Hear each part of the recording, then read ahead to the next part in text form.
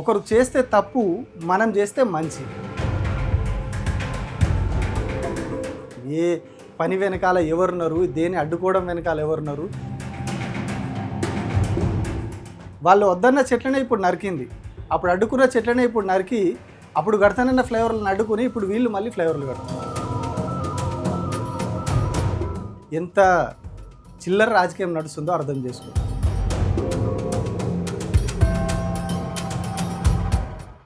రాజకీయం అంటేనే ఒక నెగిటివ్ సెన్స్లో వాడతారు ఎక్కడైనా. రెండు రాజకీయాలు చేయకరాబోయ్, ఈ రాజకీయాలు ఏంది, ఇట్లా కొంచెం ఆ పదం అంటేనే ఒక నెగిటివ్ సెన్స్లో వాడే అలవాటు అందరికి అయిపోయింది, ప్రజలందరికీ కూడా. దేశవ్యాప్తంగా ఇదే పరిస్థితి.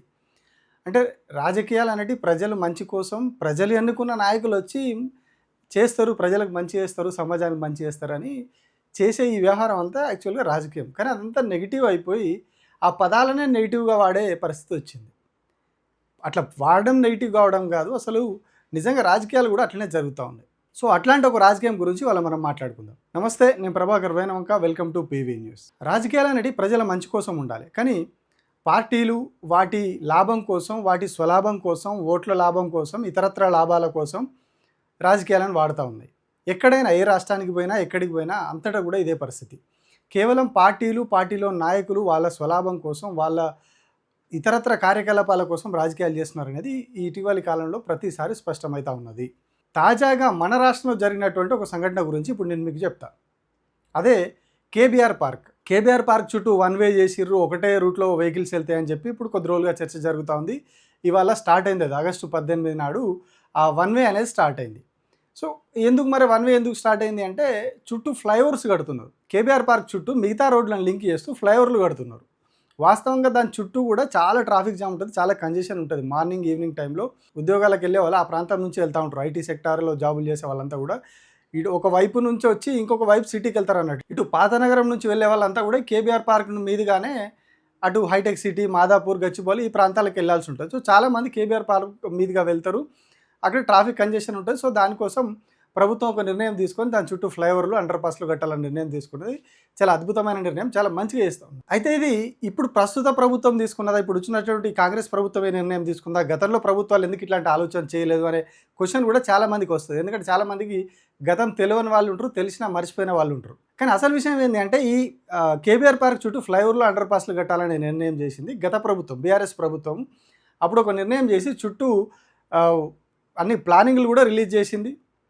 చాలా వేగంగా పనులు చేస్తాం అని చెప్పి చాలా రకాలుగా వాళ్ళు చేసిర్రు. చేస్తే అప్పుడు ఇప్పుడు ఏదైతే అధికారంలో ఉన్నటువంటి కాంగ్రెస్ పార్టీ ఉందో, అదే కాంగ్రెస్ పార్టీ సంబంధించినటువంటి నాయకులు, వీళ్ళకి సపోర్టెడ్గా కొన్ని ఆర్గనైజేషన్స్ అన్నీ వచ్చి అక్కడ ధర్నాలు, రాస్తారోకోలు, చాలా పెద్ద గందరగోళం జరిగింది. చుట్టూ చెట్లు నరికేస్తున్నారు, మీరు ఫ్లైఓవర్ నిర్మాణం పేరుతో చెట్లు నరికేస్తున్నారు అని చెప్పి ఇక చెట్ల సంరక్షకులమని వచ్చేటోళ్ళు రకరకాలుగా చాలామంది వచ్చి హైకోర్టులో కేసు వేయడాలు, వాటి మీద పెద్ద కథ జరిగింది. స్వయంగా ఉత్తమ్ కుమార్ రెడ్డి, అట్లాగే ఇప్పుడు బీజేపీలో ఉన్నటువంటి మర్రి శశిధర్ రెడ్డి, అప్పుడు కాంగ్రెస్లో ఉండే ఆయన, వీళ్ళందరూ అదే కేబీఆర్ పార్క్ గేట్ దగ్గరికి వెళ్ళి నిరసన తెలిపారు, నిరసనలలో పాల్గొన్నారు, పెద్ద ఉద్యమం చేసారు దాని మీద. ఎట్లా మీరు చెట్లు నరుకుతారు, చుట్టూ కేబీఆర్ పార్క్ చుట్టూ చెట్లు ఎట్లా నరుకుతారు, అక్కడ ఫ్లైఓవర్లు అనే అంశాన్ని పక్కన పెట్టేసారు, పక్కకు నూకేసి కేవలం చెట్లు ఎట్లా నరుకుతారు అనే దాని మీదనే ఈ కాలుష్యం చేస్తూ ఉన్నారు, మీరు నగరాన్ని ఆగం చేస్తున్నారనే ఒక కాన్సెప్ట్ తీసుకొని రచ్చ చేసారు. సో అప్పుడు ఇంత పెద్ద గందరగోళం వేశారు. కేసీఆర్ కూడా ఏం చేశారు, ఇంత అదైతుంది ఎందుకు అని చెప్పి ఆయన కూడా పక్కన పెట్టేశారు. ప్రకృతి పాడైతున్నది ఒకవైపు, వీళ్ళందరూ కూడా వ్యతిరేకిస్తున్నారు కదా అని చెప్పి అటు హైకోర్టులో కేసులు ఇవన్నీ అయ్యేసరికి కేసీఆర్ దాన్ని పక్కన పెట్టారు. కాకపోతే అప్పుడు ఏదైతే కాంగ్రెస్ పార్టీ దీన్ని వ్యతిరేకించిందో, కాంగ్రెస్ పార్టీలో ఉన్న వాళ్ళు వ్యతిరేకించారో, ఇప్పుడు అదే కాంగ్రెస్ పార్టీ ప్రభుత్వం వచ్చి కేబీఆర్ పార్క్ చుట్టూరా సేమ్ మళ్ళీ అదే ఫ్లైఓవర్లు అవే కడతా ఉంది. అంటే కొన్ని డిజైన్లు మార్చిరు వీళ్ళు, ఎందుకంటే వీళ్ళ మార్కు చూపించుకోవాలి కాబట్టి డిజైన్లు మార్చిరు, శంకుస్థాపనలు చేసిరు, పనులు స్టార్ట్ చేసిరు. కొన్ని వేల చెట్లు నరికేసిరు చుట్టూ. కేబీఆర్ పార్క్ చుట్టూతా చాలా ఐలాండ్స్ ఉండేవి, ట్రాఫిక్ ఐలాండ్స్లో కావచ్చు, డివైడర్ల మీద కావచ్చు, పార్కు కానుకొని ఉన్నటువంటి స్పేస్లో కావచ్చు, కొన్ని వందల వేల చెట్లని వీళ్ళు నరికేసి పనులు చేస్తూ ఉన్నారు. ఇప్పుడు ఆ పనుల కోసమే ఈ వన్ వే చేసిరు. కానీ చూడండి రాజకీయం ఎట్లా ఉంటుంది, అప్పుడు ప్రజల సంక్షేమం కోసమే, ప్రయాణికులు సాఫీగా వెళ్ళడం కోసమే గత ప్రభుత్వం కూడా ఈ ఫ్లైఓవర్లు, అండర్ పాస్ల కాన్సెప్ట్ తీసుకొచ్చింది. కానీ అది అప్పుడు ప్రతిపక్షంలో ఉన్నటువంటి కాంగ్రెస్ పార్టీ దాన్ని వ్యతిరేకించింది. చెట్లు నరుకుతున్నారు, మీరు చెట్లు ఎట్లా నరుకుతారని అడ్డుకున్నది. కానీ ఇప్పుడు అదే కాంగ్రెస్ పార్టీ వాళ్ళు వద్దన్న చెట్లనే ఇప్పుడు నరికింది, అప్పుడు అడ్డుకున్న చెట్లనే ఇప్పుడు నరికి, అప్పుడు కడతానన్న ఫ్లైఓవర్లను అడ్డుకుని ఇప్పుడు వీళ్ళు మళ్ళీ ఫ్లైఓవర్లు కడుతున్నారు. అంటే ఒకరు చేస్తే తప్పు, మనం చేస్తే మంచి. అది ప్రజలకు అక్కడికి వచ్చేదైనా అక్కడికి రానిదైనా కూడా వాళ్ళు గతంలో ఈ ప్రజల కోసమే చేసింది, ప్లానింగ్ చేసింది, కానీ అడ్డుకున్నారు దాన్ని. ఇప్పుడు వీళ్ళు వచ్చి చేస్తున్నారు, చెట్లు నరికేసారు, అంతా జరిగింది. పెద్దగా ఎవరు కూడా పర్యావరణవేత్తలు వాళ్ళు వీళ్ళు పెద్దగా వచ్చి చేసింది లేదు. కొందరు ఇప్పుడు ప్రస్తుతం కాక్రోచ్ జనతా పార్టీలో ఉన్నటువంటి ఒకరిద్దరు నాయకులు వచ్చి అక్కడ కొద్ది రోజులు హడావిడి చేసారు. అంతకుమించి వేరే ఎవరు కూడా పర్యావరణవేత్తలు అప్పుడు ఊరికొచ్చినట్టు ప్రకృతి ప్రేమికులు ఎవరు కూడా రాలేదు. సో మరి దీని వెనకాల రాజకీయం ఏంది, రాజకీయాన్ని నడిపించిన వాళ్ళు ఎవరు అంటే క్లియర్గా అర్థమైపోతా ఉంది కదా ఎవరు ఈ రాజకీయాన్ని నడిపించారు. అప్పుడు ఒకవేళ వాళ్ళు గట్టి ఉంటే వాళ్ళకి క్రెడిట్ వచ్చేది, వాళ్ళకి మంచి పేరు వచ్చేది. ఎందుకంటే చాలా నరకం ఉంటుంది ట్రాఫిక్ ఆ చుట్టూ, కేబీఆర్ పార్క్ చుట్టూతా ఆ రూట్లో ప్రయాణించడంలోకి తెలుస్తుంది ఆ కష్టం. సో ఒకవేళ జరిగి ఉంటే వాళ్ళకి చాలా క్రెడిట్ వచ్చేది బీఆర్ఎస్ పార్టీకి. సో అప్పుడు అది రాకుండా అడ్డుకున్నారు. ఇప్పుడు వీళ్ళు చేసి ఆ క్రెడిట్ కొట్టేద్దామని చూస్తున్నారు. అంటే ఒక అంశం చుట్టూ ప్రజలకు అక్కడికి వచ్చే అంశమైనా ఎంత నీచంగా రాజకీయాలు జరుగుతాయి అనేది ఇదొక ఎగ్జాంపుల్. ఇక ఇంకొకటి, అటు ఆ వికారాబాద్ సైడ్లో ఒక హైవేలో రెగ్యులర్గా యాక్సిడెంట్లు జరుగుతూ ఉన్నాయి. మొన్న ఈ మధ్య బస్ యాక్సిడెంట్ జరిగింది, అంతకుముందు ఇంకొక లారీ ఢీకొన్నట్లు చాలా వరుస ప్రమాదాలు జరుగుతూ ఉంటాయి. సో ఆ రహదారి విస్తరణ చేయాలని చెప్పి, అది జాతీయ రహదారి విస్తరణ కోసం చాలా కాలంగా ప్రయత్నాలు జరుగుతున్నాయి. సెంట్రల్ గవర్నమెంట్ ఓకే చెప్పింది, కానీ భూసేకరణ దగ్గర ఆగింది. మరి భూసేకరణ దగ్గర ఎందుకు ఆగింది అంటే ఆ రూట్లో చాలా పెద్ద పెద్ద మర్రి చెట్లు ఉంటాయి, చాలా ఏళ్ల నుంచి దశాబ్దాల నుంచి ఉన్నటువంటి మర్రి చెట్లు ఉన్నాయి. సో దానికి ఒక సంఘం ఏర్పడ్డది. ఈ మర్రి చెట్లను కాపాడే ఒక సంఘం ఏర్పడి అదేం చేసింది, హైకోర్టులో కేసు వేయడాలు, సేమ్ మళ్ళీ హైకోర్టులో కేసు వేసిరు, వాళ్ళు ధర్నాలు నిరసనలు చేయడం, ఇవన్నీ చేయడం, అవన్నీ కూడా వాళ్ళు వేసుకుంటూ పోయేసరికి భూసేకరణ అనేది ఆలస్యమైంది. కోర్టులో కేసు ఉండగా భూసేకరణ ఎట్లా జరుగుతుంది, జరగదు కదా.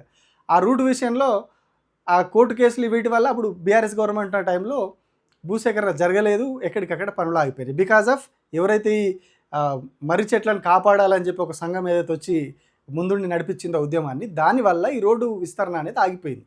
ఓన్లీ బికాజ్ ఆఫ్ వాళ్ళ వల్ల. సీన్ కట్ చేస్తే ఇప్పుడు బీఆర్ఎస్ గవర్నమెంట్ పోయింది, కాంగ్రెస్ పార్టీ గవర్నమెంట్ వచ్చింది. కాంగ్రెస్ గవర్నమెంట్ వచ్చిన తర్వాత కొద్ది రోజులకి ఇటీవల కొన్ని యాక్సిడెంట్లు జరిగినాయి అక్కడ. రీసెంట్ కొన్ని భారీ యాక్సిడెంట్లు జరిగినాయి, చాలామంది చనిపోయారు. ఎర్లీ మార్నింగ్ ఒక యాక్సిడెంట్ జరిగి చాలామంది చనిపోయారు. సో ఆ ఘటన తర్వాత కొద్ది రోజులకి ఎవరైతే అప్పుడు హైకోర్టులో కేసు వేసి మర్రి చెట్లు ఉన్నాయి వీటిని కాపాడాలి, రోడ్డు విస్తరణ చేయొద్దు అని అడ్డుకున్నారో, అదే టీము, ఆ టీంను లీడ్ చేసిన వ్యక్తి వచ్చి ముఖ్యమంత్రిగా ఉన్నటువంటి రేవంత్ రెడ్డిని కలిసి మేము కేసులు ఉపసంహరించుకుంటున్నాం, మీరు రోడ్డు విస్తరణ పనులు చేసుకోండి అని చెప్పారు. అప్పుడు వీళ్ళే కేసులు వేసి అవన్నీ వేసి అడ్డుకునేది వీళ్ళే. సో ఇప్పుడు మళ్ళీ ప్రభుత్వం మారంగానే వాళ్ళే వచ్చి ఏం కాదు మీరు ఆ చెట్లను తీసేయండి అని చెప్పారు. వీళ్ళు అప్పుడు అదే పని అప్పుడు చేసి ఉంటే కొన్ని వందల ప్రాణాలు ఆ రూట్లో నిలిచేయి. రెగ్యులర్గా చాలా ఆస్తి నష్టము, వెహికల్స్ డ్యామేజ్ అవుతూ ఉన్నాయి, యాక్సిడెంట్లు జరుగుతూ ఉన్నాయి, రోడ్డు విస్తరణ పనులు జరగకపోవడం వల్ల. సో అన్ని రోజులు వాళ్ళు 10 ఏళ్ళు దాన్ని అడ్డుకున్నారు. ఇప్పుడు ముఖ్యమంత్రిగా రేవంత్ రెడ్డి రాగానే వచ్చి ముఖ్యమంత్రిని కలిసి మీరు పని చేసుకోండి, చెట్లను నరికేయండి, మేము అంగీకరిస్తున్న భూసేకరణకు అని చెప్పి యాక్సెప్ట్ చేశారు. అంటే దీని వెనకాల రాజకీయం ఏంది, ఎవరు రాజకీయం చేస్తున్నారు, ఎట్లాంటి రాజకీయం చేస్తున్నారు.